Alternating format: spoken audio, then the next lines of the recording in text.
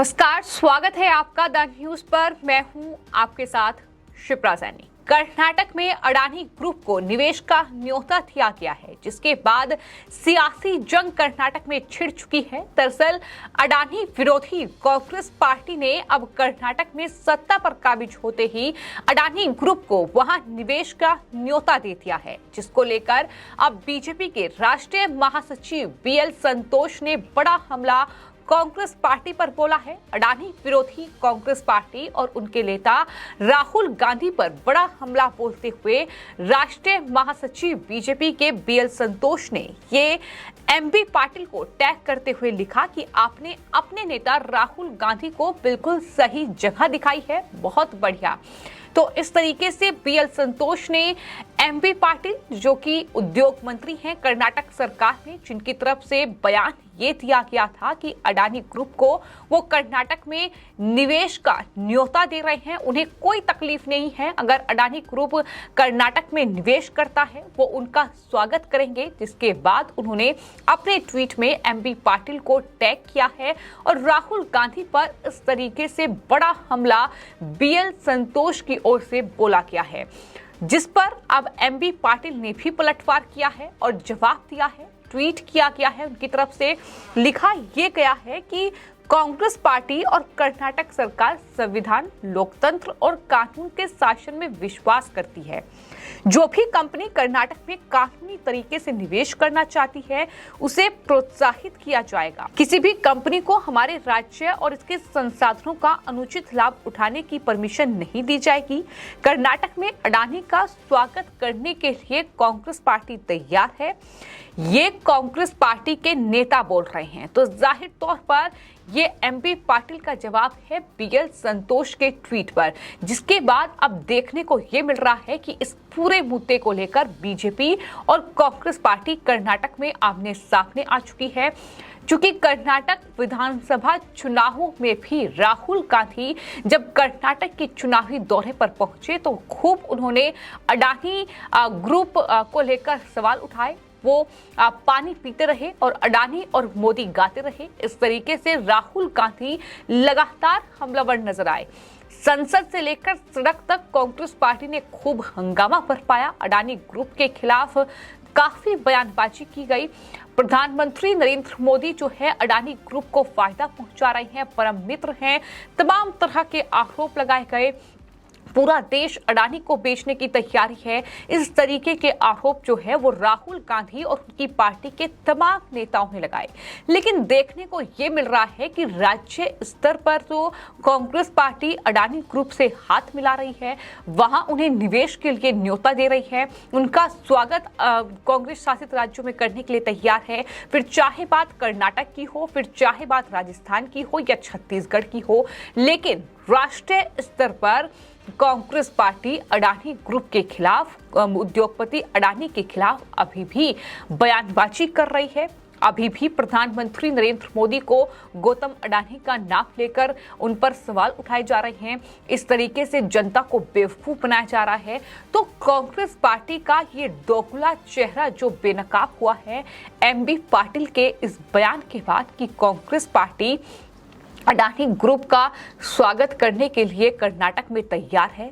ये वही कर्नाटक में विधानसभा चुनाव जब हुए थे, कांग्रेस पार्टी ने अडानी का मुद्दा ही सबसे ज्यादा वहां उछाला, सरकार को घेरने की कोशिश की, प्रधानमंत्री नरेंद्र मोदी को घेरा। लेकिन अब जब सत्ता में आ चुके हैं तो सवाल ये उठ रहे हैं कि क्या जो फ्री के वादे किए हैं वो फ्री के वादे जो है पूरे नहीं हो पाएंगे, और क्या इसी वजह से अडानी को निवेश का न्योता जो है वो कर्नाटक में कांग्रेस पार्टी दे रही है।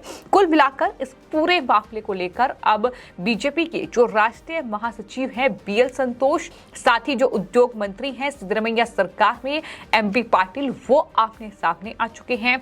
ट्विटर पर दोनों ही नेताओं के बीच अब सियासी जंग देखने को मिल रही है। टीवी डिबेट लगातार इस मुद्दे पर हो रही है, क्योंकि हर किसी के मन में ये सवाल है कि राहुल गांधी एक तरफ अडानी से 20,000 करोड़ रुपए का हिसाब मांगते हैं, मोदी अडानी भाई भाई इस तरीके के नारे लगाए जाते हैं। इस तरीके की बयानबाजी कांग्रेस पार्टी करती है, दूसरी तरफ इस तरीके से अडानी से हाथ मिलाया जा रहा है, तो क्या ये अडानी विरोध जो है राहुल गांधी का ये फेक है? ये सवाल लगातार उठ रहे हैं।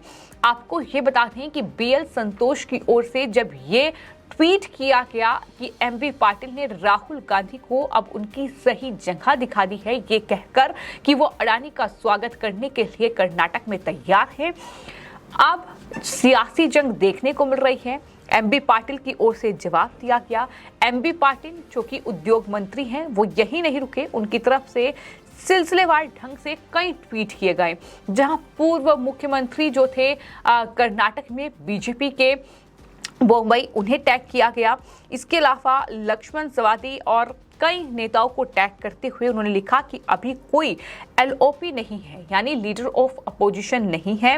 मुझे लगता है कि हिट लिस्ट में केवल 2 नाम बचे हैं, बम्बई और बसनागौड़ा, ये नाम उन्होंने गिनाए हैं। तो इस तरीके से वो कहीं ना कहीं हमलावर हैं जो है बीएल संतोष पर, और बीएल संतोष पर कई तरह के आरोप अब उनकी तरफ से लगाए गए हैं। ये तक कहा गया है कि दरअसल उन्होंने जो है लिंगायत नेताओं को खत्म कर दिया है। बीजेपी के कई इस तरीके के हमले जो हैं वो बीएल संतोष पर बोले गए हैं एमबी पाटिल की ओर से, लेकिन ये पूरा मामला दरअसल उद्योगपति गौतम अडानी और उनके ग्रुप से जुड़ा हुआ है।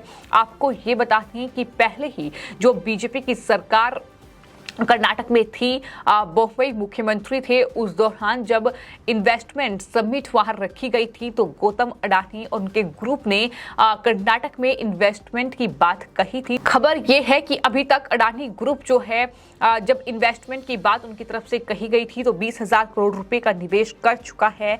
कर्नाटक में अडानी ग्रुप के 4 सीमेंट प्लांट हैं, बेंगलोर एयरपोर्ट का जिम्मा भी अडानी ग्रुप के पास है। तो इस तरीके से ये निवेश अडानी ग्रुप कर चुका है जब बीजेपी की सरकार कर्नाटक में थी, और उसके बाद जाहिर तौर पर कर्नाटक में जिस तरीके से कांग्रेस पार्टी सत्ता पर काबिज हुई है, और उसके बाद अब तमाम जो 5 चुनावी गारंटी कर्नाटक की जनता को दी गई है, उन गारंटी को किस तरीके से पूरा किया जाए, इसको लेकर लगातार जद्दोजहद जो है वो कांग्रेस पार्टी कर्नाटक में कर रही है। अब टर्म्स और कंडीशंस के साथ जो है वो तमाम गारंटी को पूरा करने की कोशिश की जा रही है, लेकिन सवाल लोग ये भी पूछ रहे हैं कि क्या ये गारंटी पूरा नहीं कर पा रही है कांग्रेस में जो सरकार है कर्नाटक में, इसलिए क्या अडानी ग्रुप को निवेश के लिए ये न्योता दिया गया है। साफ तौर पर अब कर्नाटक कांग्रेस की ओर से ये कहा जा रहा है कि अगर अडानी ग्रुप कर्नाटक में निवेश करता है तो उन्हें कोई तकलीफ नहीं है, लेकिन पहचानना ये होगा, यही वो कांग्रेस पार्टी है जो कर्नाटक में अडानी ग्रुप को न्योता दे रही है, लेकिन राष्ट्रीय स्तर पर अडानी के खिलाफ हल्ला बोल कर रही है। क्योंकि राष्ट्रीय स्तर पर प्रधानमंत्री को घेरा जा सके, इसको लेकर ये पूरा षड्यंत्र जो है वो रचा जा रहा है। और किस तरीके से हमने देखा कि इससे पहले संसद का पूरा सत्र जो है वो विपक्ष की ओर से इस पूरे मुद्दे को लेकर बर्बाद किया गया। अमेरिकी रिसर्च फर्म की एक रिपोर्ट सामने आई हिंडनबर्ग की, और उसमें अडानी ग्रुप पर कई गंभीर आरोप लगाए गए। उसके बाद विपक्ष ने इस रिपोर्ट को लेकर अडानी ग्रुप पर खूब हमला बोला और जेपीसी जांच की मांग की, जिसको सरकार ने नहीं माना। और उसके बाद इस तरीके के हालात देखने को मिले कि पूरा संसद सत्र बर्बाद हो गया, सड़क तक हंगामा बरपा। कांग्रेस पार्टी के नेता हर रोज प्रेस कॉन्फ्रेंस करते नजर आए, राहुल गांधी हों या फिर तमाम पार्टी के प्रवक्ता हों, उनकी तरफ से प्रधानमंत्री नरेंद्र मोदी और अडानी पर तमाम तरह के हमले बोले गए। लेकिन अब यही कांग्रेस पार्टी जो राष्ट्रीय स्तर पर अडानी का विरोध करती है, लेकिन कांग्रेस पार्टी अपने जो राज्य हैं जहां वो सत्ता में है वहां अडानी के निवेश से उन्हें कोई डर नहीं है, उन्हें कोई नुकसान नहीं हो रहा है, जाहिर तौर पर स्वागत उनका किया जा रहा है। तो इसको लेकर लगातार जनता भी अब ये सवाल पूछ रही है कि क्या अडानी को लेकर राष्ट्रीय स्तर पर जो कांग्रेस पार्टी का विरोध है वो फेक है। बीजेपी जो है वो कांग्रेस पार्टी से सवाल कर रही है और ये कह रही है कि कर्नाटक कांग्रेस के नेताओं ने राहुल गांधी को उनकी सही जगह दिखा दी है कि अडानी के बिना उनका भी काम चलने वाला नहीं है। फिलहाल आपकी इस पूरे मामले को लेकर क्या राय है, हमें कमेंट बॉक्स में जरूर लिखें और चैनल को सब्सक्राइब करें। धन्यवाद।